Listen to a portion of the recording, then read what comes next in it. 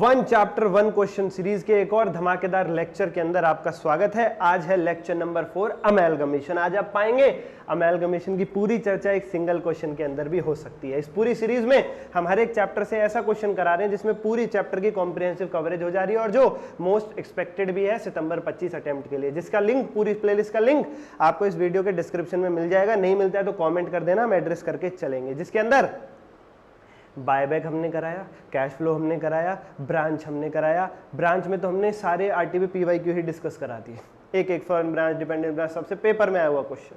और आज अमेलगमेशन है जिसके अंदर हम स्टडी मैट का ही एक ऐसा क्वेश्चन ले रहे हैं जिसमें जर्नल एंट्रीज भी डिस्कस हो जाएंगी और प्यारे प्यारे बच्चों बैलेंस शीट भी डिस्कस हो जाएगी। अगर आप छोड़ने का सोच रहे हो किसी चैप्टर को तो आपके लिए ये सीरीज है।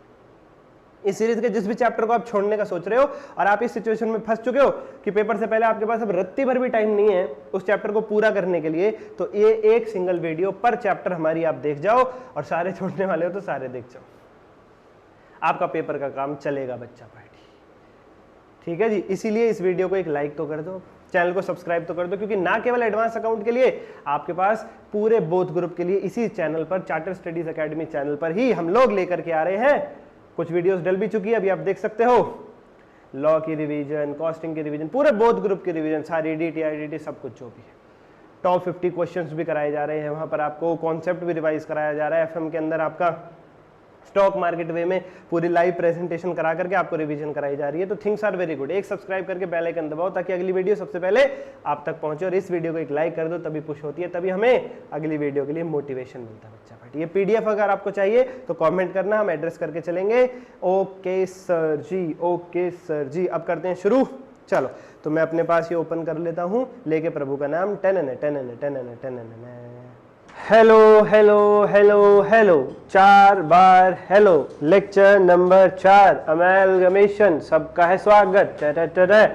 आज हम क्या करेंगे, प्रीवियस क्लास में जो जर्नल एंट्रीज को ठिकाने लगाए हैं डेमो के माध्यम से, उन सभी जर्नल एंट्रीज के ऊपर एक क्वेश्चन आज हम करेंगे और आप पाएंगे कि सब कुछ आपको पहले से ही आता है। जो अभी तक मेहनत करी है उसका फल लेने का समय आ गवा है रे बबुआ। क्या क्या एंट्रीज थी, क्विकली। ओल्ड कंपनी की बुक्स में realisation to asset, liabilities to realisation, thereafter buyer company to realisation, thereafter cash, equity shares, preference shares to buyer company, right. उसके बाद preference share capital relation to preference share holder, preference share to preference share to cash. उसके बाद equity share capital और अपने reserves वगैरह और realisation to equity share holder. उसके बाद equity share holder to equity share to cash. उसके बाद रियलाइजेशन टू कैश। और अगर आपने अभी पे कर दिए हैं और सामने वाली कंपनी से लेने हैं तो बायर कंपनी टू कैश, और जब मिल जाएंगे तब कैश टू बायर कंपनी। उसने पे करने, उसने पे किया तो हमें क्या करना भाई। और दूसरी कंपनी की बुक्स में business purchase account debit to vendor company, और उसके बाद assets to liabilities to business purchase. Difference जाएगा गुडविल और कैपिटलिज्म में। उसके बाद अगर आप सामने वाली कंपनी को क्या दे रहे हो, डिवेंचर्स, तो उसके डिवेंचर्स डेबिट और आपके नए डिवेंचर्स क्रेडिट। और अगर आप यानी नई कंपनी पे कर रही है रियलाइजेशन एक्सपेंसेस तो गुडविल या कैपिटलिज्म डेबिट होगा टू कैश। ठीक है। और जब इसमें बीच में एक एंट्री कौन सी रह गई, जब आप वेंडर कंपनी को क्या दोगे, vendor company to preference share to equity share to security premium reserve. Is it clear? अगर रिवाइज करके आए हो रही तो कोई दिक्कत ही नहीं हो सकती समझ में आने में। ठीक है, रिवाइज तो नहीं करके आए, इतना कॉन्फिडेंट भाई साहब, पिछली क्लास में तुम भूल गए हो लगता है, रिवाइज नहीं करके आए। 1 मिनट रुको, स्नेह हटना जरा। आप रिवाइज नहीं करके आए हैं पिछली क्लास में, आपको सजा मिलेगी। एक चीज का ध्यान रखना, to be very serious, on a very serious note.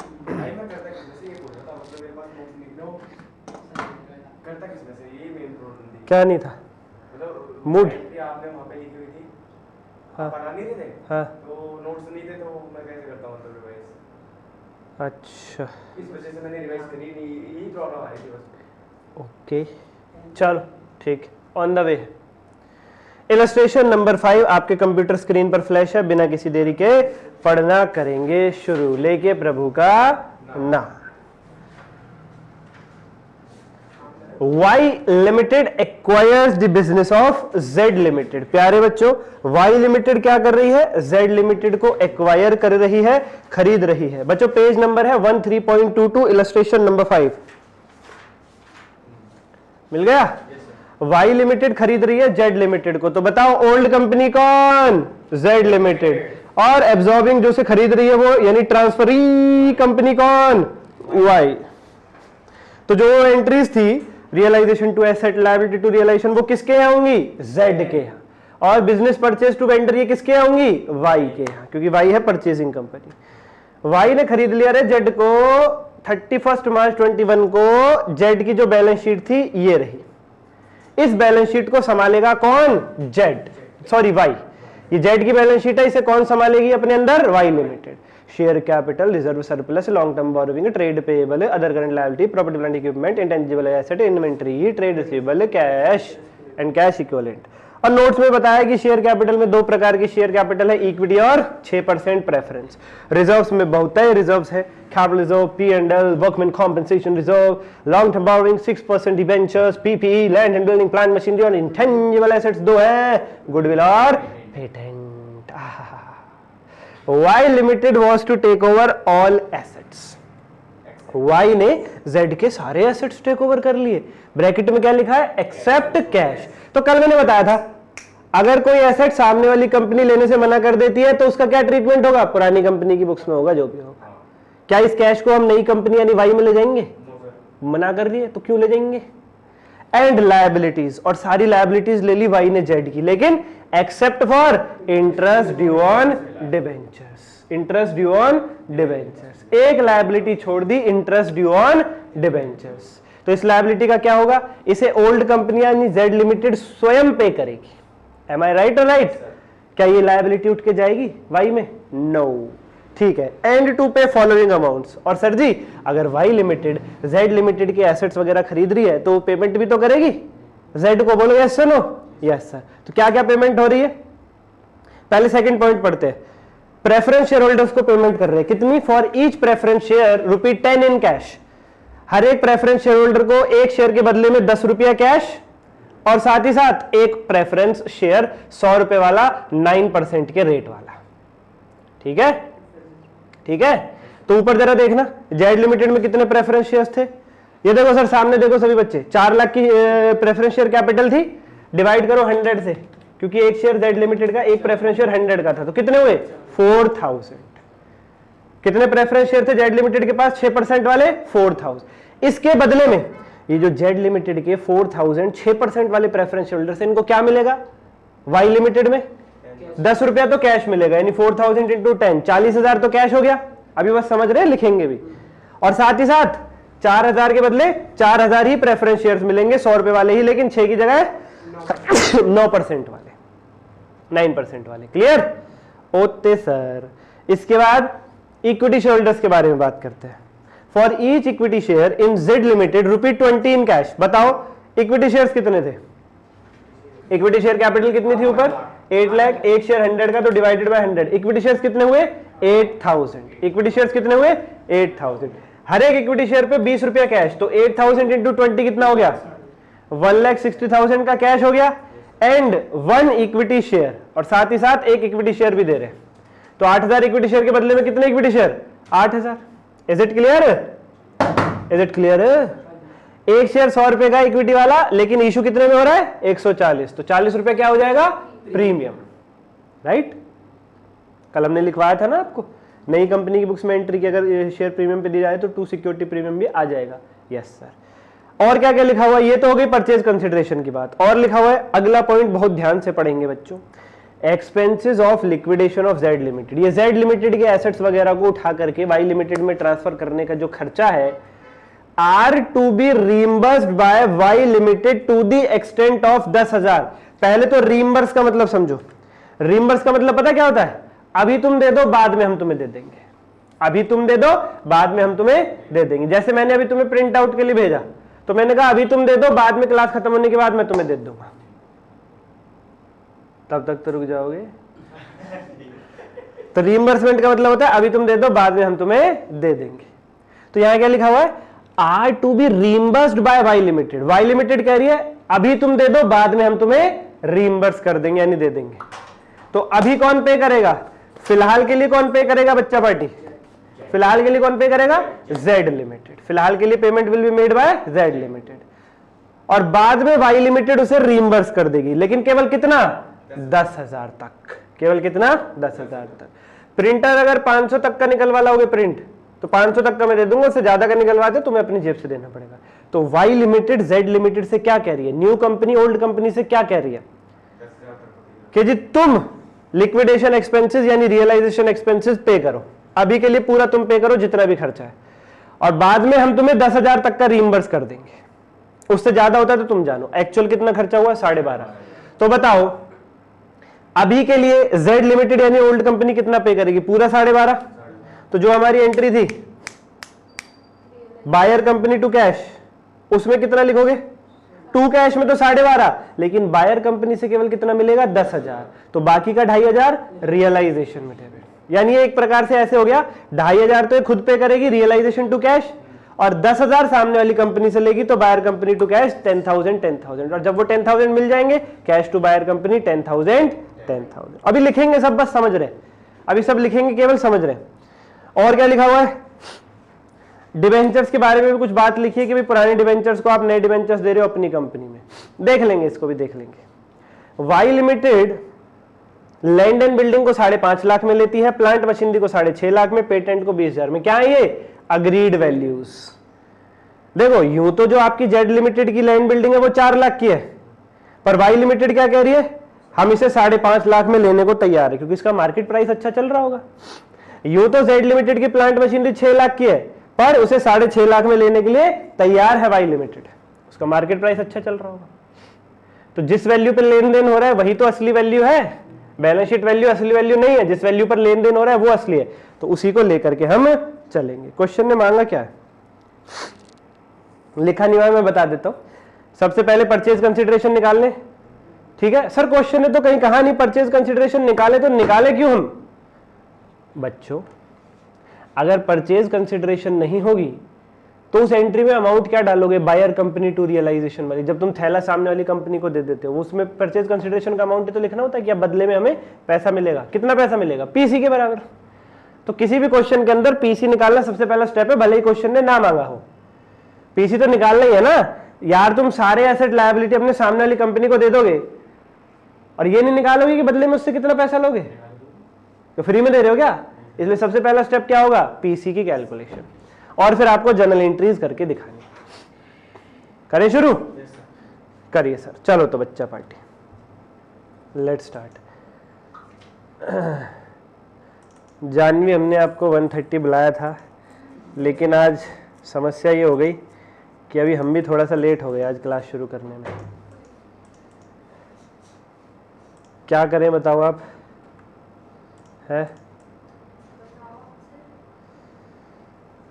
2:30 तक बैठ जाओ आराम से, फोन वोन चला लो, बैठ जाओगे ऐसे? है बोर तो नहीं होगे?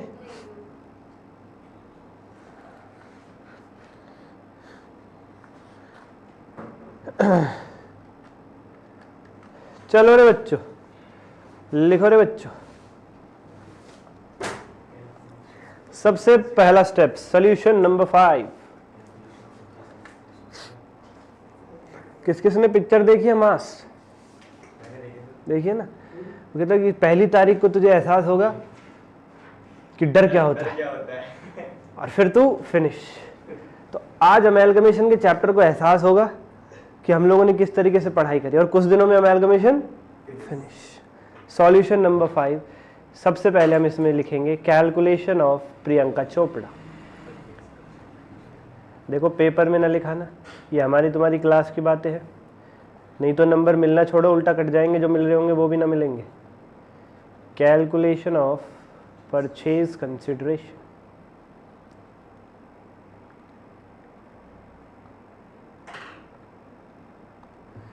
भैया क्या फॉर्मेट बनवाया इसका? Payment to payment in working hours. तो तुम तो सारा रिवाइज करके बैठे, तुम तो झूठ बोल रहे थे।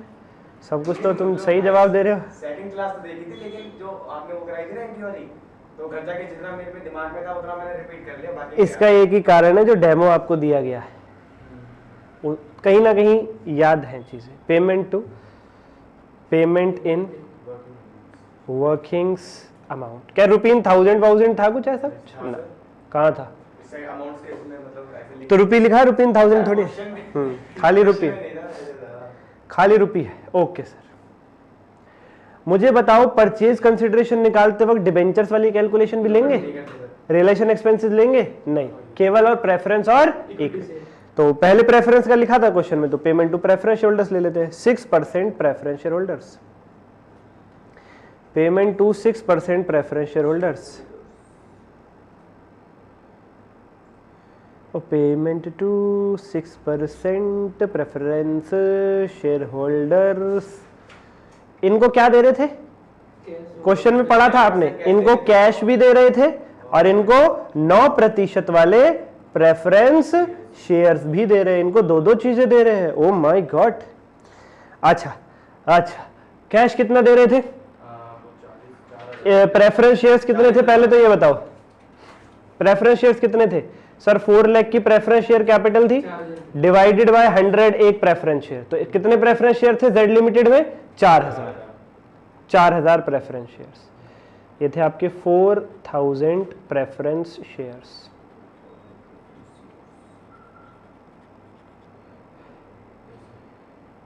ठीक है, एक काम करो, 4 लाख डिवाइडेड बाय 100 में इंटू 1 और कर दो, ताकि रेशो भी आ जाए कि एक के बदले एक दे रहे हैं। 4 लाख डिवाइडेड बाय 100 इंटू 1, कि भाई 4000 है और इंटू 1, एक के बदले एक दे रहे हैं, तो 4000 के बदले 4000 इंटू 1 4000। अमाउंट में आ जाएगा कितना कैश था जी? 10 रुपीज। 4000 इंटू 10 बोले तो 40,000। ये दे रहे हैं जी कैश। ये है कैश की कैलकुलेशन। ये है कैश की कैलकुलेशन।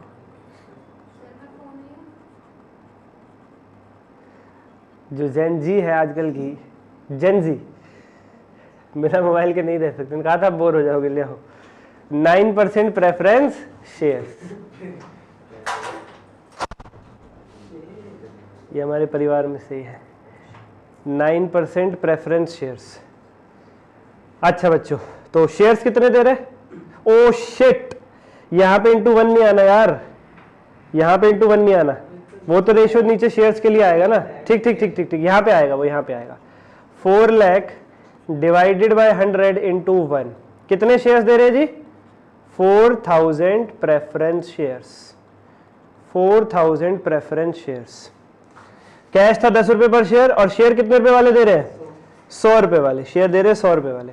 तो 4000 इंटू 100, शेयर्स हो गए 4 लाख रुपए के। सिंपल एज दैट, 40,000 का कैश, 4 लाख के shares.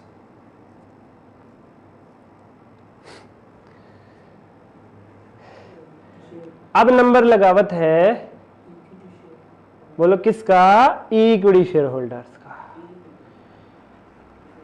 Equity share holders, equity share holders. इनको क्या क्या दे रहे हैं सर? इनको भी कैश दे रहे हैं और इक्विटी शेयर्स भी दे रहे हैं। तो पहले इनको कैश देते हैं। कैश कितना दे रहे हैं इनको? भाई 8 लाख रुपए की इक्विटी शेयर कैपिटल थी, एक शेयर 100 रुपीज का, तो कितने इक्विटी शेयर्स हुए?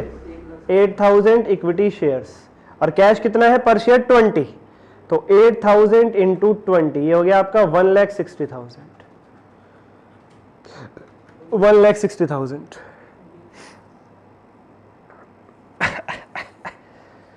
$1,60,000। 1,60,000। 160 लिख लिया।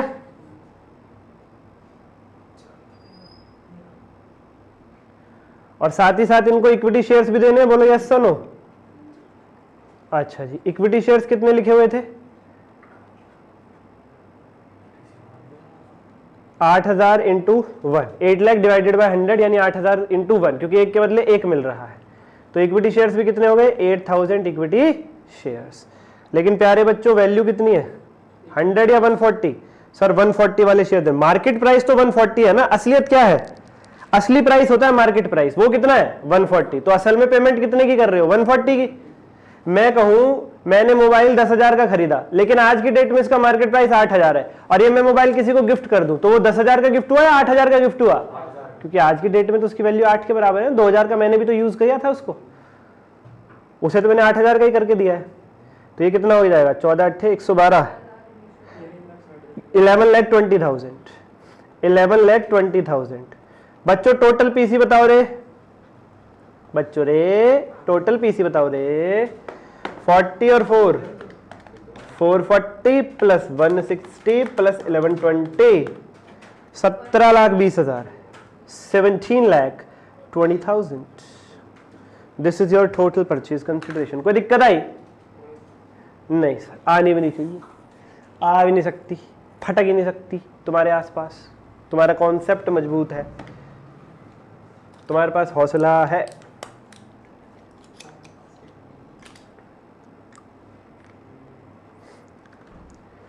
$17,20,000।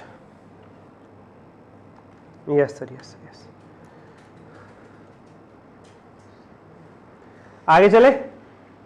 अब क्या करना है? क्या करना है बच्चों? बोलो। Journal entries.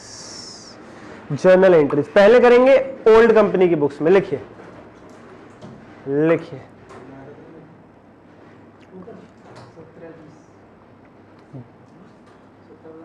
journal entries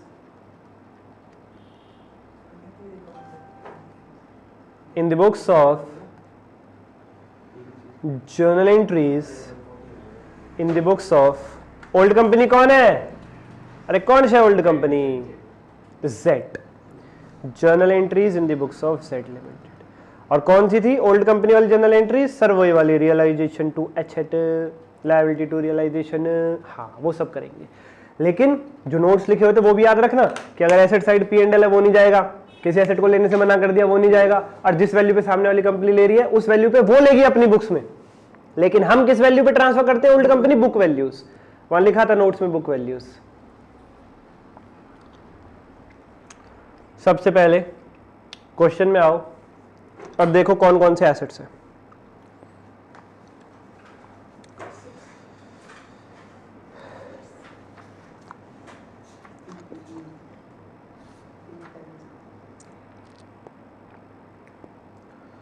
कितने एसेट्स हैं मैं तुम्हें दिखाऊं? कितने आदमी थे? जेड लिमिटेड पूछ रहा है कितने एसेट्स थे। ले कितने एसेट्स थे बच्चा फैटी? ये देखो, देखते जाओ देखते जाओ देखते जाओ। प्रॉपर्टी प्लांट एंड इक्विपमेंट, इसमें दो थे, लैंड बिल्डिंग और प्लांट मशीनरी। इंटेंजिबल एसेट्स में गुडविल और पेटेंट्स, और इन्वेंट्री और ट्रेड रिसीवेबल। टोटल 6 हो गए। सर कैश वो तो लेनी थी ना कंपनी, तो कितने एसेट थैले में डलेंगे बेटी? कुणाल बेटी 6 एसेट्स थैले में डलेंगे। 2 प्रॉपर्टी प्लांट एंड इक्विपमेंट वाले जिसमें लैंड बिल्डिंग प्लांट मशीनरी है, 2 इंटेंजिबल एसेट जिसमें गुडविल पेटेंट है और इन्वेंट्री और ट्रेड रिसीवेबल। ये रहे ना पीपी में land building plant machinery, intangible assets, goodwill और पेटेंट। ठीक है, बुक वैल्यू पर डालेंगे। किस वैल्यू पर डालेंगे? जो इनकी बैलेंस शीट में वैल्यू है उसी वैल्यू पर, जो इनकी बैलेंस शीट में वैल्यू है उसी वैल्यू पर।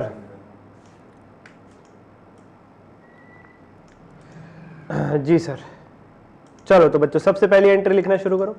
Realisation account debit, realisation account debit. कोई जल्दबाजी नहीं कैसी भी। पहला क्वेश्चन किया, सारे क्वेश्चन हो गए समझो। The first step taken is almost the last step taken. Realization account debit. इसमें कौन कौन से एसेट्स आएंगे? Land and building account, plant and machinery account, goodwill account, patents account, inventories, trade receivable. ये 6 एसेट्स हमने थैले में डाल दी। 6 एसेट्स हमने थैले में डाल दी।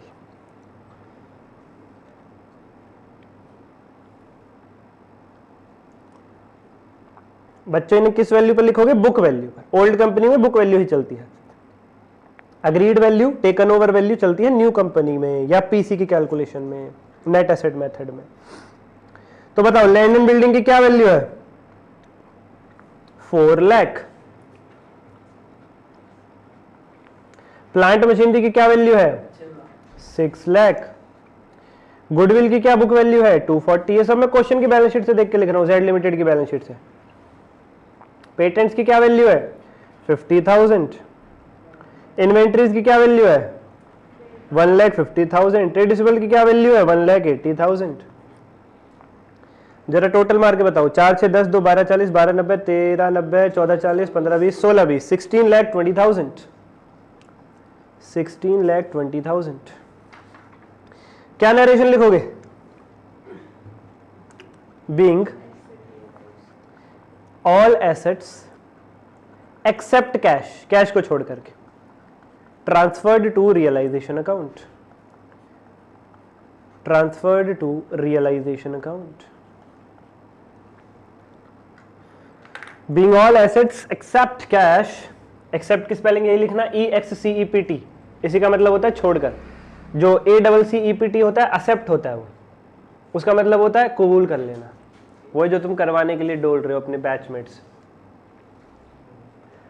Being all assets except cash transfer to realisation account. आया समझ? अगला क्या होगा काम बच्चों? सर लायबिलिटीज को ट्रांसफर करो। बिल्कुल ठीक सर, लायबिलिटीज को ट्रांसफर करो। आओ बच्चों लायबिलिटीज को ट्रांसफर करते हैं। नंबर 2 क्या एंट्री होती है? सारी लायबिलिटीज को डेबिट करेंगे टू रियलाइजेशन। लायबिलिटी कौन कौन सी थी? एक तो लॉन्ग टर्म बोरोविंग्स में डिबेंचर्स है 6% वाले, तो लिखिए 6% डिबेंचर्स,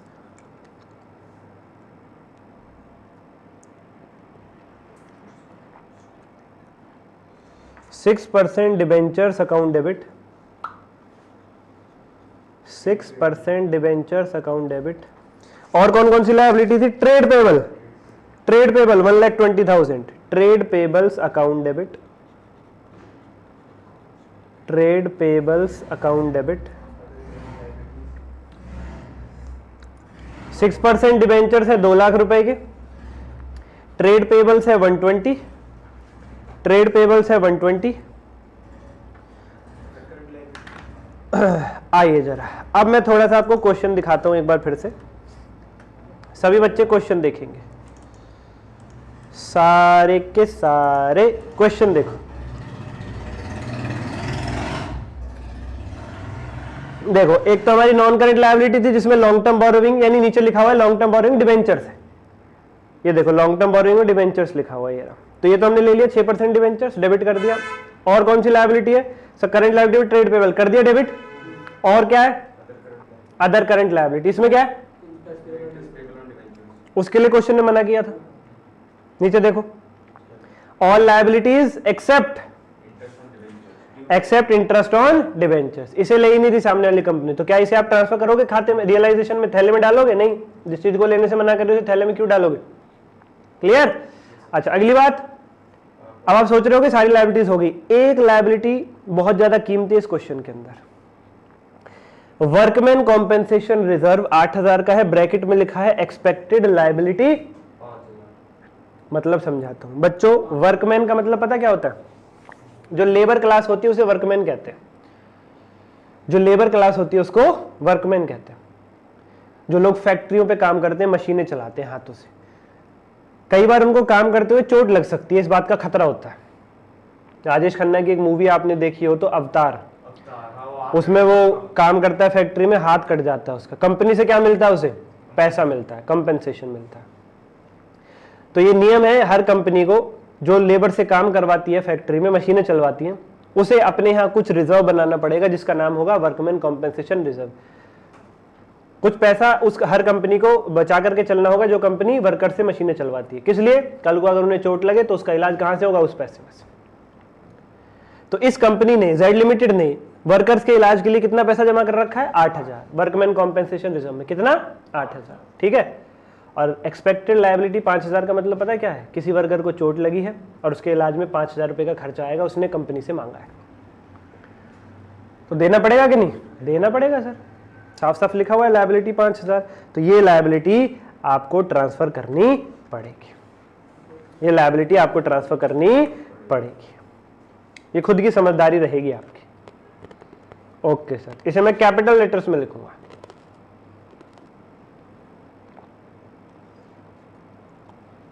लायबिलिटी ऑन वर्क, अरे भूल गया मैं तो लिखना कैपिटल में, छोड़ो। Liability on workman compensation reserve account debit, कितना? 5000। Liability on workman compensation reserve account debit 5000।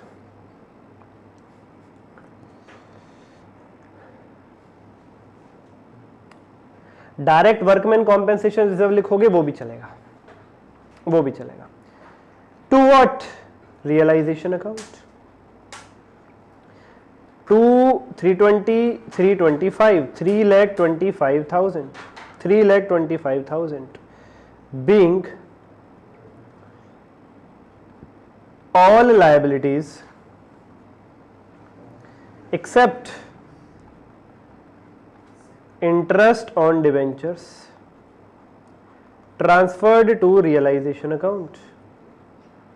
Sir paper में इतनी बड़ी बड़ी नरेशन लिखनी है हमें? अरे खाली ये भी लिख दोगे ना, बीइंग लायबिलिटीज ट्रांसफर्ड, तो भी चलेगा, तो भी चलेगा। Being all liabilities except interest on debentures transfer to realisation account. Sir आप क्यों लिखवा रहे हो फिर बड़ा बड़ा? हम तो यार अभी प्रैक्टिस कर रहे हैं, कॉन्सेप्ट सीख रहे हैं, अभी से शॉर्टकट चाहिए तुम्हें? कभी पढ़ने बैठोगे, रिवाइज करने बैठोगे तो नरेशन पढ़ के पता चल जाएगा क्या हुआ है एंट्री के अंदर। ठीक है सर, ठीक है सर। बच्चों मुझे थर्ड एंट्री याद दिलाओगे इसके बाद? बच्चों मुझे थर्ड एंट्री याद दिलाओगे इसके बाद? थैला रेडी है, एसेट भी डाल लिया, लायबिलिटीज भी कूद गई इसमें। अब थैला किसे पकड़ा दूंगा? बी लिमिटेड नई कंपनी, यानी हमारे क्वेश्चन में वाई लिमिटेड को थैला दे दूंगा, उसे पकड़ लूंगा। Y limited account debit to realisation. Number 3, Y limited account debit to realisation account. इसकी नरेशन लिखिए, being amount due from Y limited. Y limited से पैसा लेने के लिए अब हम तैयार हैं। Being amount due from Y limited, हमने उसे थैला दे दिया, अब हमें उससे पैसा लेने के लिए तैयार है। WYEY लिखना इस क्वेश्चन में, कभी वाई वाला वाई लिख दो डायरेक्ट। ठीक है सर। बच्चों इस एंट्री में अमाउंट क्या आता है? जो पीसी आपने निकाली थी, टोटल पीसी कितनी थी? 17,20,000। Okay sir. भाई कितना पैसा मांगोगे वाई लिमिटेड से थैले के बदले में? जो आपकी परचेज कंसिडरेशन तय हुई है 17-20, यही तो मांगोगे। इसकी वैल्यू पहले निकल चुकी कि थैला कितने में दिया जाएगा? 17-20 में। ठीक है सर, ठीक है sir. Okay sir, okay sir. इसके बाद अगली एंट्री क्या होती है? इसके बाद अगली एंट्री क्या होती है? बताओ बताओ बताओ। यस, हमने थैला दे दिया। अब वाई लिमिटेड भी क्या करती है? उसके बदले हमें थैले में बहुत सारा सामान रख के देती है। कल नहीं देखा था? बी लिमिटेड हमें बहुत सारे सामान दे गई थी। क्या क्या? Cash, equity share, preference shares. तो बताओ हमें क्या क्या मिल रहा है? बताओ हमें क्या क्या मिल रहा है? हमें यानी वाई लिमिटेड को हमें यानी जेड लिमिटेड को, यानी ओल्ड कंपनी को अपना थैला यानी रियलाइजेशन अकाउंट न्यू कंपनी यानी वाई लिमिटेड को देने के बदले वाई लिमिटेड से क्या क्या मिल रहा है? यानी पीसी में क्या क्या है? कैश मिल रहा है, 9% वाले प्रेफरेंस शेयर्स मिल रहे हैं, 9% preference shares in Y limited, equity shares भी मिल रहे हैं,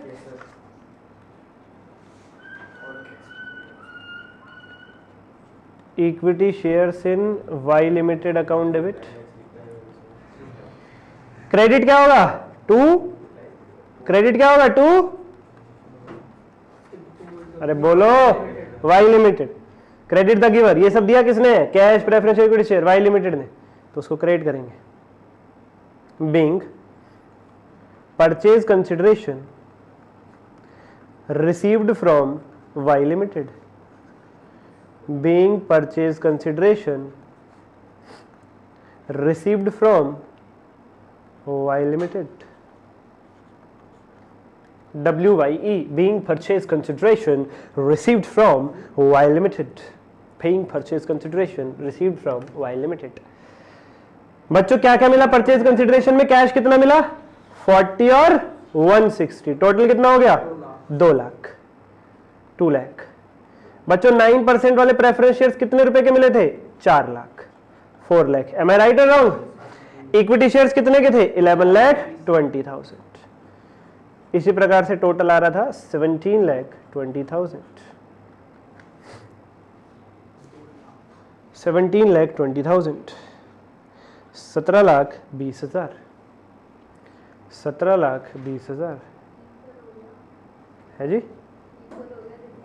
हाँ, जितना वाई लिमिटेड में डेबिट किया था उतना क्रेडिट करके खत्म हो गया, इक्वल हो गया। करना ही पड़ेगा, नहीं तो फिर उससे लेना देना बकाया नहीं रह जाएगा। ये तो बराबर होगा ही ना।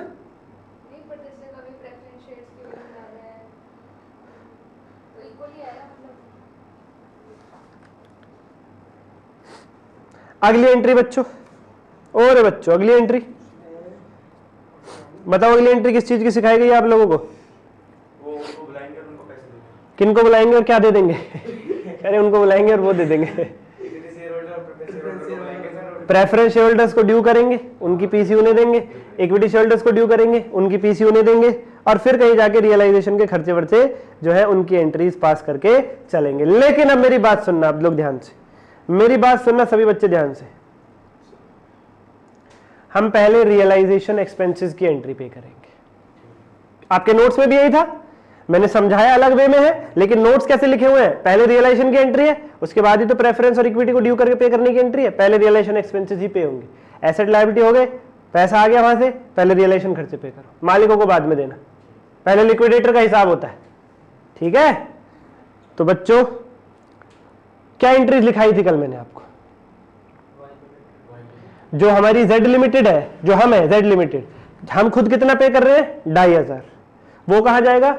Realisation account. वो कहां जाएगा? रियलाइजेशन अकाउंट में। और जो अगला 10,000 हम पे कर रहे हैं वो अभी तो हम पे कर रहे हैं, लेकिन हमें बाद में मिल जाएगा किससे? वाई लिमिटेड से। तो फिलहाल के लिए ये एंट्री हो जाएगी आपकी, बीइंग रियलाइजेशन एक्सपेंसेस पेड।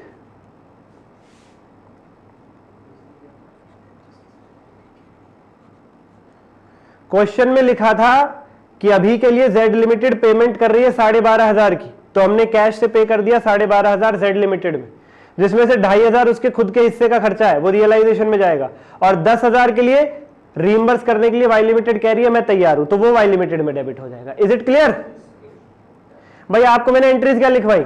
अगर खुद पेमेंट है तो रियलाइजेशन टू कैश, वो मैं 2,500 रियलाइजेशन में डलवा रहा हूं।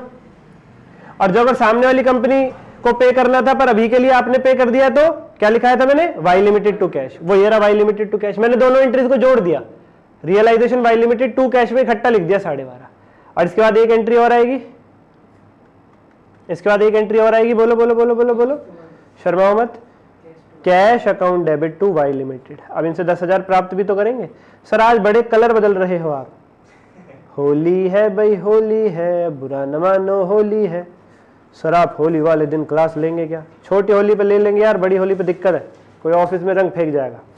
Cash account debit to Y limited 10,000 10,000 being realisation expenses reimbursed by Y Limited, being realization expenses reimbursed by Y Limited। Y Limited ने reimburse कर दिए 10,000 के खर्चे।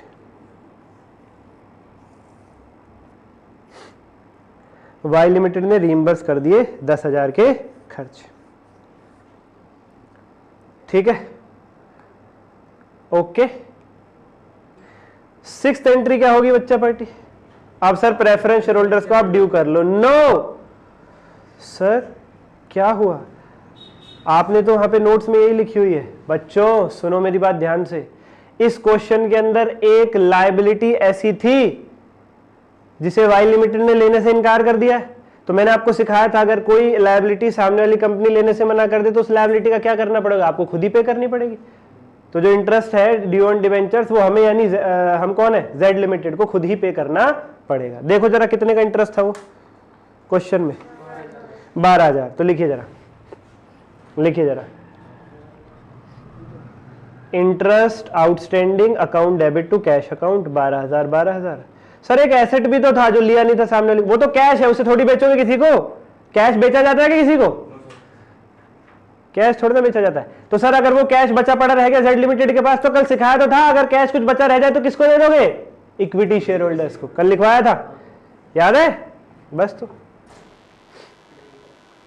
यही बात समझ में।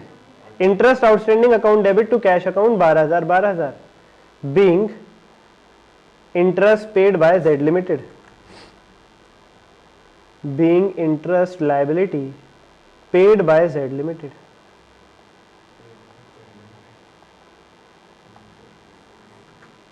जेड लिमिटेड ने स्वयं पे करा ये इंटरेस्ट। जो लायबिलिटी रह गई वो आपने खुद पे कर दी। जो एसेट्स रह गया, अगर वो कोई और एसेट होता तो आप बेच के पैसा प्राप्त कर लेते, लेकिन जो एसेट रह गया वो है कैश। कैश थोड़ा ना बिकता है। मैं कहूं मेरा 10,000 का कैश कितने में ले लोगे?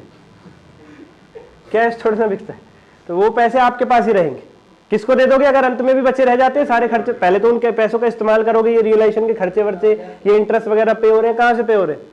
उसी कैश में से। फिर भी बच जाते तो किसको दे दोगे? इक्विटी शेयर होल्डर्स को। कल सिखाया था। ठीक है सर, अब फाइनली आप लोग वो एंट्री कर सकते हैं प्रेफरेंस शेयर होल्डर्स को ड्यू करने की। चलो एंट्री नंबर 7।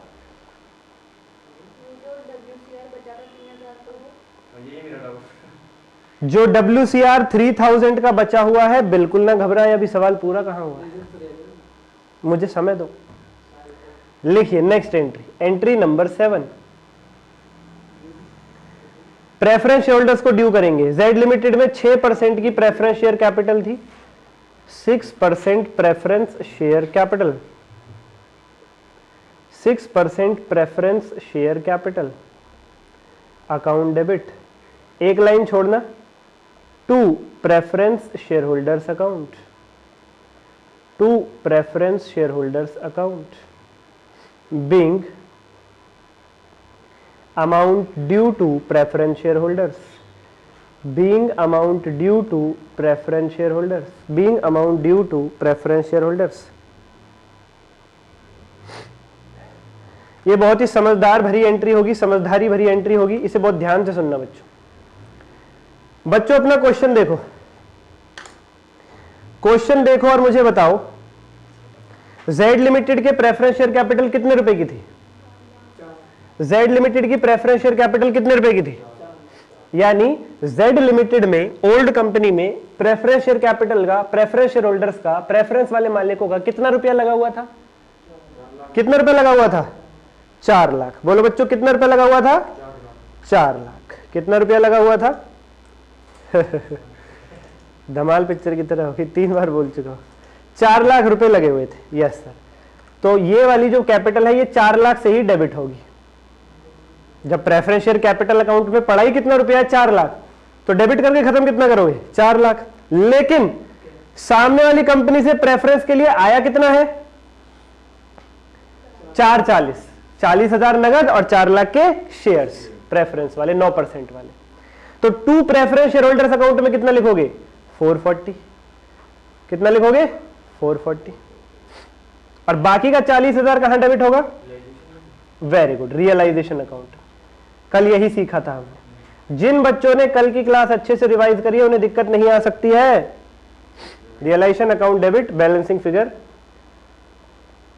40,000।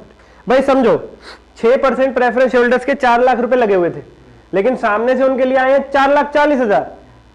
तो ये तो क्लियर है कि 2 प्रेफरेंस शेयर होल्डर हम उन्हें देंगे 440, क्योंकि उनके नाम से हमारे पास यानी जेड लिमिटेड के पास आए कितने हैं? 440।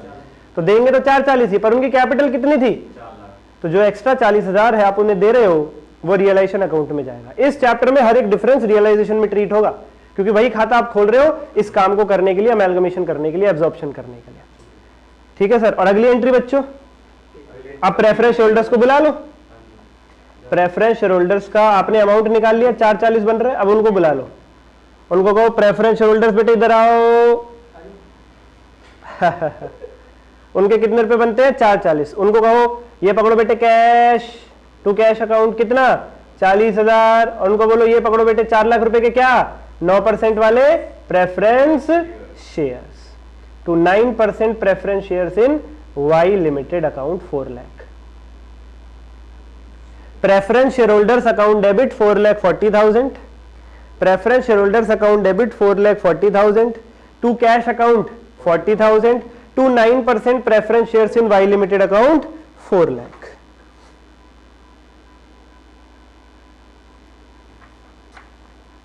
बच्चों क्लियर है?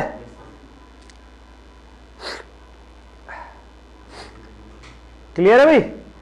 आगे चले। नरेशन, हाँ। Being preference share holder settled, amount paid नहीं लिख सकते ना क्योंकि अमाउंट के साथ साथ कैश भी दिया है। Being preference share holders settled, हिसाब कर दिया उनका, कुछ कैश दिया कुछ प्रेफरेंस शेयर दिया, हिसाब कर दिया, कुल मिलाकर के हिसाब कर दी। Being preference share holders settled. अगली एंट्री क्या होगी? अगली एंट्री क्या होगी? अगली एंट्री होगी बच्चा पार्टी इक्विटी वालों को उनका पेमेंट करने की, उनका पैसा देने की। इक्विटी वालों को बुलाएंगे, उनसे पूछेंगे बताओ भी तुम्हारे कितने पैसे निकल रहे हैं, और फिर उनको पेमेंट कर देंगे उनकी परचेज कंसिडरेशन। जैसे अभी प्रेफरेंस वालों को बुलाया, उनसे पूछा तुम्हारी कैपिटल कितनी, उन्होंने कहा 4 लाख, हमने कहा लेकिन आया 440 है, डिफरेंस रियलाइजेशन में 40, और फिर उनको 440 दे दिया, 40,000 और 4 लाख कैश और प्रेफरेंस शेयर्स के रूप में उनको पेमेंट कर दी। यही काम अब आप लोगों को प्यारे बच्चों इक्विटी शेयर होल्डर्स के साथ करना है, इक्विटी वालों को बुलाना है और फिर उनकी पेमेंट कर देनी है। वही जो हमारी एंट्री नोट्स में लिखी हुई थी, नोट्स में आखिरी 2 एंट्रीज यही तो थी कि इक्विटी वालों को बुलाओ, उनका कितना हिसाब बन रहा है वो देखो, और फिर उनको पेमेंट कर डालो परचेज कंसिडरेशन के रूप में। तो बच्चों बुलाओ जरा इक्विटी वालों को और पूछो उनसे कि उनका कितना हिसाब बन रहा है, वो 2 एंट्रीज, और फिर उनको पे कर दो, वो 2 एंट्रीज कर डालो। क्या थी देखो, मैंने पहले लिखा हुआ है, पहले मैं पूरा समझाऊंगा फिर आप लोग नोट डाउन करेंगे। अभी केवल सुनना है, लिखना नहीं है। ये मैंने लिख के रेडी कर लिया, ठीक है। वीडियो मैंने पॉज कर दी थी बीच में, फिर आप लोगों के लिए लिख लिया, फिर मैं आया हूं वापस, इसलिए थोड़ा सा चेंज भी आपको दिखाई दे रहा है। Yes sir ji, yes sir ji. ये एंट्रीज लिखी हुई थी सर हमारे नोट्स में, इक्विटी शेयर कैपिटल डेबिट, और रिजर्व्स खोल के लिखे हुए थे थोड़ा सा एंट्री में, capital reserve, P and L, workman compensation reserve, मैंने इकट्ठा लिख दिया यहाँ पे reserves, realisation debit to equity share holder, और equity share holder to equity shares in new company to cash. यानी इक्विटी वालों को बुलाया और उनसे पूछा तुम्हें क्या क्या चाहिए, वो कहेंगे हमें कैपिटल चाहिए, रिजर्व्स चाहिए, और रियलाइजेशन का कोई डिफरेंस है वो चाहिए टू इक्विटी शेयर होल्डर, और फिर इक्विटी शेयर होल्डर्स को उनका पैसा दे देंगे। कुछ इक्विटी शेयर्स के रूप में आया होगा वो दे देंगे, कुछ कैश के रूप में आया होगा वो दे देंगे। लेकिन ये जो 2 एंट्रीज नोट्स में लिखी हुई हैं, ये आपको 2 ही नहीं करनी है, ये आपको 4 एंट्रीज के रूप में करनी है। जो नीचे लिखी हुई है, जो नीचे लिखी हुई है, ये आपको 4 एंट्रीज के रूप में करनी है, ये 2 एंट्री के रूप में नहीं लिखनी है आपको। क्यों? ये बाइफरकेट करके लिखना है, ये सहूलियत के लिए मैं कह रहा हूं। अगर 2 ही लिखोगे तो इंस्टीट्यूट के स्टडी मेटल की प्रेजेंटेशन में फंस जाओगे, किसी क्वेश्चन में कुछ है, किसी क्वेश्चन में कुछ है। इन 2 एंट्रीज को थोड़ा सा खोल करके ऐसे लिख लोगे जैसे मैं बता रहा हूं, सारे क्वेश्चन यूनिफॉर्म हो जाएंगे, सारे क्वेश्चंस में यूनिफॉर्मिटी आ जाएगी, सहूलियत आ जाएगी, कोई दिक्कत नहीं रह जाएगी कैसी भी। अच्छा सर, तो कैसे कैसे खुल के लिखवाओगे आप? मैं क्या करवा रहा हूं प्यारे बच्चों, मैं पहली एंट्री के 2 टुकड़े करवा रहा हूं, पहली एंट्री के 2 टुकड़े करवा रहा हूं। कैसे sir? Equity share capital reserves to equity share holder, equity share capital debit, reserves debit. कौन कौन से रिजर्व थे क्वेश्चन में? कैपिटल रिजर्व, पी&एल और वर्कमैन कॉम्पेंसेशन रिजर्व, ये थे आपकी जेड लिमिटेड के पास, टू इक्विटी शेयर होल्डर। और फिर एक एंट्री और करवा रहा हूं, realisation to equity share holder. यानी पहली एंट्री के 2 टुकड़े कर दिए, equity share capital reserves to equity share holder, एक एंट्री ये बना दी रिजर्व्स को डिटेल में लिख के, और एक एंट्री ये बना दी realisation to equity share holder. सहूलियत के लिए करवा रहा हूं सर, मार्क्स पूरे मिलेंगे यार, पूरे मिलेंगे, सहूलियत के लिए करवा रहा हूं। इंस्टीट्यूट के स्टडी मेटल कहीं कुछ करता है कहीं कुछ करता है, तुम अपने क्वेश्चंस में जाल बन जाओगे। ऐसे करोगे सब जगह पूरे मार्क्स, सब जगह सब कुछ सही होगा, यूनिफॉर्मिटी रहेगी, दिमाग क्लियर रहेगा। तो मेरी ही जो 2 एंट्रीज नोट्स में लिखी हुई है, मैं उन्हीं को बाइफरकेट करके लिखवा रहा हूं। एक एंट्री तो ऑलरेडी हमारे नोट्स में लिखी हुई थी, equity share capital reserves relation to equity share holder, एक मैंने कहा था लिख लेना, वो मिसिंग थी वहां पे, equity share holder to equity share to cash वाली। अब उन्हीं 2 एंट्रीज को मैं और बाइफरकेट करवा रहा हूं। तो ये पूरा नोट डाउन आप कर लेना अभी, लेकिन पहले मैं बोल लूं उसके बाद, जब मैं कहूं लिखना शुरू करना तब। ठीक है सर। और एक ये वाली एंट्री तो एज इट इज है, equity share holder to equity share new company to cash, ये वाली एंट्री तो एज इट इज है, equity share holder to equity share new company to cash, ये एंट्री तो एज इट इज है प्यारे बच्चों। ओके सर, तो जो 2 एंट्रीज हमारे नोट्स में एंड में लिखी हुई हैं, उनमें जो पहली वाली है उसके मैंने 2 टुकड़े करवा दिए, और जो अगली वाली है उसे एज इट इज लिख दिया, उसे एज इट इज लिख दिया। और ये क्या एंट्री है sir? Equity share holder to cash. बच्चों ये इस क्वेश्चन की स्पेसिफिक एंट्री है, ये क्वेश्चन स्पेसिफिक एंट्री है, क्वेश्चन स्पेसिफिक। ये हर क्वेश्चन में हो सकता है ना देखने को मिले, इस क्वेश्चन की स्पेसिफिक एंट्री।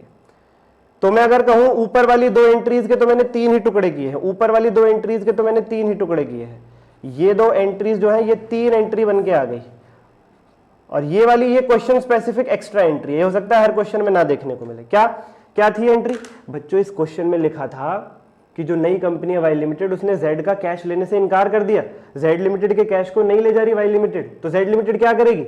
अंत में उसके पास जो भी कैश बैलेंस बचा होगा वो इक्विटी शेयरहोल्डर्स को दे देगी, वो इक्विटी शेयरहोल्डर्स को दे देगी।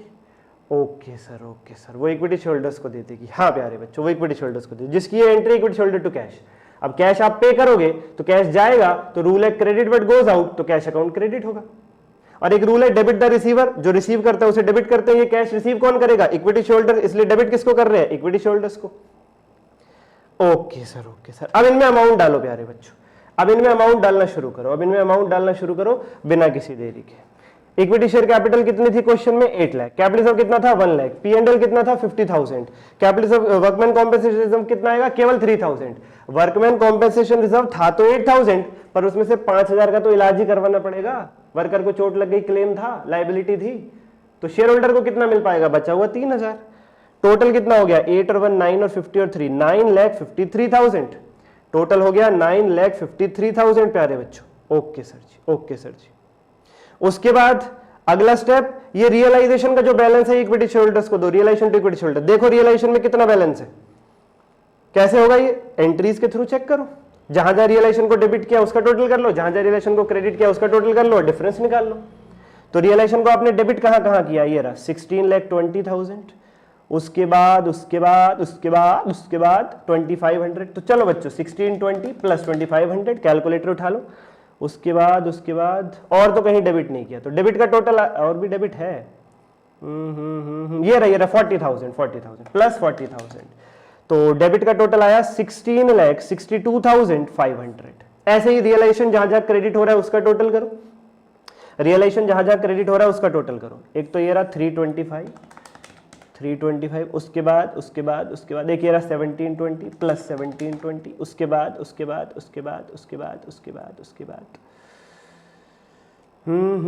और तो नहीं है सर। तो क्रेडिट का टोटल आया 20,45,000, डेबिट है 16,62,500, क्रेडिट है 20,45,000। डिफरेंस निकालो, 2045 माइनस 16,62,500, 382,500। और ये क्रेडिट का डिफरेंस बचेगा, क्यों? क्रेडिट वाली फिगर बड़ी थी। डेबिट और क्रेडिट हमेशा माइनस होते हैं, निशान कौन सा आता है बैलेंस पे? जो बड़ी फिगर थी।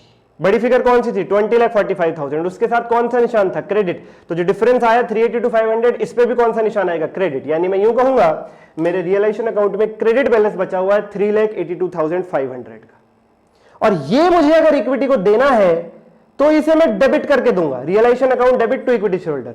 यूं तो रियलाइजेशन अकाउंट में बैलेंस क्रेडिट है 382,500, पर वो क्रेडिट बैलेंस उठा के मुझे दे देना है इक्विटी वाले को। क्रेडिट उठा के दे दोगे तो वो खत्म हो जाएगा, चला जाएगा, गायब हो जाएगा। और क्रेडिट बैलेंस कैसे खत्म होगा, कैसे गायब होगा? जब उसे डेबिट करोगे।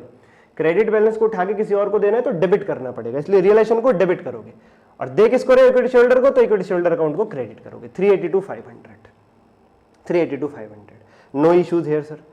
उसके बाद अगली एंट्री तो भैया इक्विटी शेयरहोल्डर्स को बुलाओ, इक्विटी शेयरहोल्डर्स के लिए जो परचेज कंसिडरेशन आई थी वो उनको पे कर दो। इक्विटी शेयरहोल्डर्स के लिए 2 इक्विटी शेयर्स कितने आए थे? ये रहे 2 इक्विटी शेयर कितने आए थे? 1120, और कैश कितना आया था? 160। तो उनको भाई 2 इक्विटी शेयर दे दो 1120 और कैश दे दो 160, और दोनों का टोटल यहाँ डेबिट हो जाएगा 1280 में। इनके लिए प्रेफरेंस की तरह मत करना कि अभी तुम्हारी कैपिटल थी 4 लाख, तुम्हारा डिफरेंस आया 440 है तो डिफरेंस 40 रियलाइजेशन में डेबिट हो जाएगा। प्रेफरेंस की एंट्रीज कैसे करनी है आपको? प्रेफरेंस के लिए कैसे करना है आपको? प्रेफरेंस वालों को बुलाओ और पूछो कैपिटल कितने की है, उनने कहा 4 लाख की, और उनको बोलो लेकिन आया तुम्हारे लिए 440 है तो रियलाइजेशन में डेबिट करके 40 डाल दो, और फिर उन्हें 440 दे दो, कैश 40 और 4 लाख का प्रेफरेंस है। इक्विटी वालों के लिए ऐसे नहीं करना। इक्विटी वालों के लिए पहले कैपिटल रिजर्व को इक्विटी शेयरहोल्डर में डालना है, फिर रियलाइजेशन का बैलेंस भी इक्विटी शेयरहोल्डर में डालना है, फिर जो उन्हें पेमेंट करनी है वो इस हिसाब से करनी है जो उनके लिए आया है 1120 और 160, और शेयर होल्डर को फिर डेबिट कर दो 1120 और 160 का टोटल 1280। इसका कार्य अलग होगा क्योंकि रियलाइजेशन का भी डिफरेंस इनको देना होता है, कैश का डिफरेंस भी इनको देना होता है। इस प्रकार से ये प्रेफरेंस की तरह मत करना इनको। Okay sir, okay sir. तो यहाँ पे 2 इक्विटी शेयर्स 1120 के आए हैं, कैश इनके लिए 160 का आया है, टोटल इनके लिए 12,80,000 आए हैं, वो इन्हें दे दो। इक्विटी शेयर डेबिट 1280, तो इक्विटी शेयर 1120 टू कैश 160। अब आखिरी रह गई क्वेश्चन स्पेसिफिक एंट्री। कि भाई कैश का जो बैलेंस बचा हुआ है वो दे दो, equity share holder to cash. तो भैया कैश शुरू में कितना था जो लेने से मना कर दिया था वाई लिमिटेड ने, जेड लिमिटेड के पास ऑलरेडी कितना था 70,000। उसके बाद आपने अपनी एंट्रीज में क्या किया कैश के साथ, पहली दो एंट्रीज में कुछ नहीं है, फिर यहाँ पे 2 लाख का कैश आया, जहां जहां कैश डेबिट होगा प्लस करोगे, जहां जहां क्रेडिट हो रहा है एंट्रीज में वो माइनस, क्यों कैश एक एसेट है, डेबिट होने पे वो बढ़ता है प्लस होता है, क्रेडिट होने पे वो घटता है माइनस होता है। 70,000 में प्लस कर दो 2 लाख, ये हो गया 270। उसके बाद यहाँ पे क्रेडिट हो रहा है ये पेमेंट है तो माइनस कर दो 12,500, फिर से डेबिट हो रहा है तो प्लस कर दो 10,000, फिर से क्रेडिट हो रहा है तो माइनस कर दो 12,000, फिर से क्रेडिट हो रहा है तो माइनस कर दो 40,000, और अभी आपने यहाँ पे क्रेडिट भी किया 160 से, ये भी इसका इफेक्ट भी तो लो यार, फाइनल एंट्री कर रहे हो तो जहां तक की एंट्रीज होगी वहां तक का इफेक्ट लो, माइनस 160, तो ये बचा 55,500, 55,500।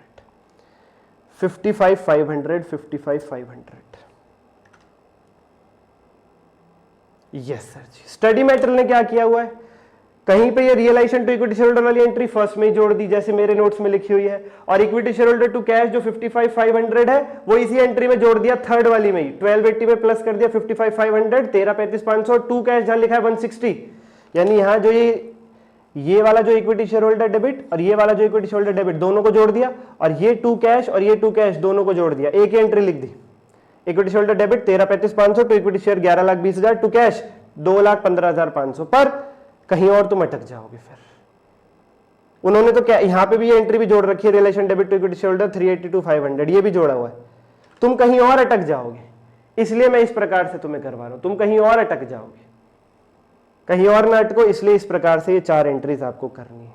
ओके सर, ओके बच्चा पार्टी। तो वीडियो को पॉज करो अभी के अभी और ये लिखो, ये लिखो, ये लिखो। तो हमारा आखिरी एंट्री नंबर क्या डाला था हमने, 7th, तो ये हो जाएगी फिर आपकी 8th, 9th, 10th और 11th, ये एंट्रीज इस प्रकार से हो जाएंगी। वीडियो पॉज करो और नोट करो, पूरा लिख ले सर। देखो ये तो मैंने समझाने के लिए लिखा था, ये वाला पोर्शन तो ये वाला पोर्शन तो समझाने के लिए था ना, यस सर, पर फिर भी आप चाहो तो लिख लो ये वाला पोर्शन भी, और इसके सामने लिख देना कि ये पोर्शन ऊपर वाला रफ है, नीचे वाला फेयर है, पर फिर भी लिख लो अंडरस्टैंडिंग पर्पज के लिए। जब रिवीजन करने बैठोगे तो आसानी रहेगी, जब रिवीजन करने बैठोगे तो आसानी रहेगी। वीडियो पॉज करो, लिख लो, ठीक है सर। उसके बाद इन्हीं 4 एंट्रीज को मैं स्टेप्स में लिखवा देता हूं प्यारे बच्चों, इन्हीं 4 एंट्रीज को मैं स्टेप्स में लिखवा देता हूं। Steps for bifurcation of last 2 entries in the books of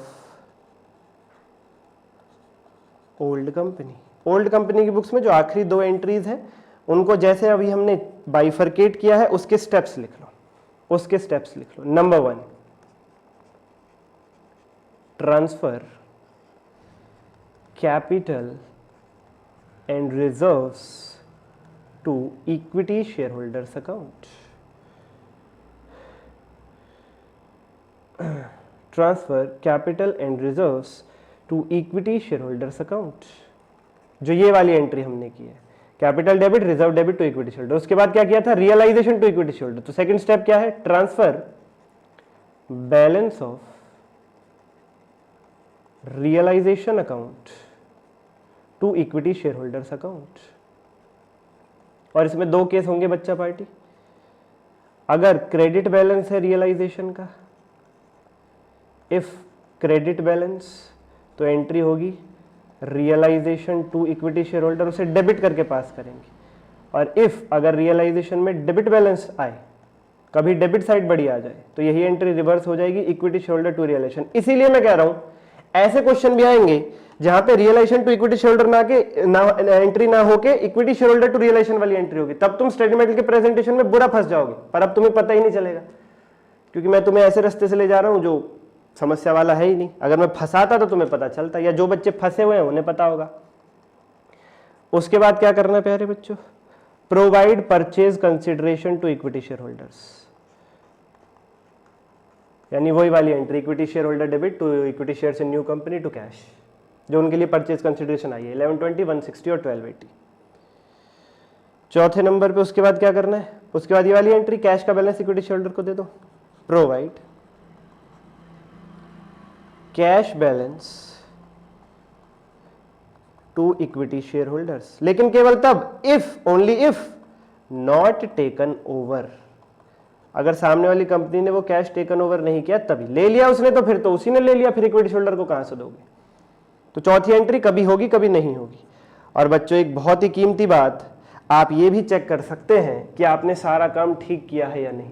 amalgamation के चैप्टर की ये खासियत है। सर यही खासियत आपने कैश फ्लो में भी बताई थी, ब्रांच में भी बताई थी। हाँ, चेकिंग तुम कर सकते हो हमेशा कि तुमने काम ठीक किया है या नहीं। Equity share holder account should automatically tally, ये सारा कार्य करने के बाद जो इक्विटी शेयर होल्डर्स अकाउंट है वो ऑटोमेटिकली अगर टैली हो रहा है तो समझ लो आपने ठीक किया है, अदरवाइज कुछ गलती है, अदरवाइज कुछ गलती है। अभी चेक करवा के दिखाता हूं, अभी चेक करवा के दिखाता हूं, चिंता ना करो, अभी चेक करवा के दिखाता हूं। Yes yes,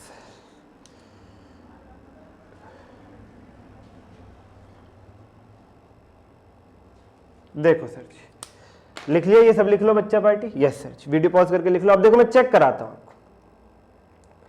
equity share holder account ने यहां पे जन्म लिया, इसमें क्रेडिट आया 953 और क्रेडिट आया 382,500। जरा क्रेडिट का टोटल करो, 953 प्लस 382,500, सर ये आ रहा है 13,35,500, 133,5500। डेबिट कितना हुआ 1280 और 55,500, इसका टोटल करो 1280 प्लस 55,500, सेम 1335। बैटरी का कुछ इश्यू था बच्चों, सेम 13,35,500। यानी प्यारे बच्चों जितना इक्विटी शेयर होल्डर में क्रेडिट हो रहा है उतना डेबिट हो रहा है, हमने सारा काम ठीक किया है। चेकिंग भी कर सकते हैं, चेकिंग भी कर ली, चेकिंग भी कर ली। ठीक है सर जी, ठीक है सर जी।